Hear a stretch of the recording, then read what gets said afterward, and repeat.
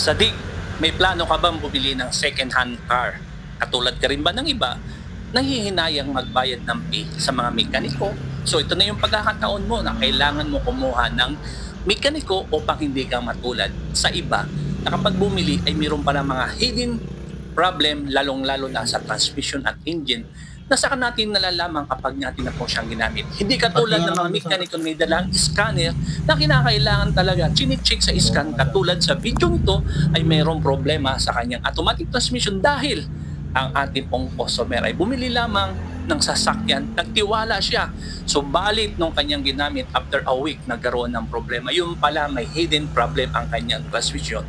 Alalahanin natin ang transmission kapag tayo po ay nagpa-rebuild ay ito ay umaabot mahigit po minsan sa 50 mil. So paano na kapag ganito ang problema na yung sasakyan? So kung nangangailangan ka ng assistant mechanic, so nandito po ako para po iserve po sa inyo ang magandang serbisyo. Muli, si Mr. Pads Mechanic.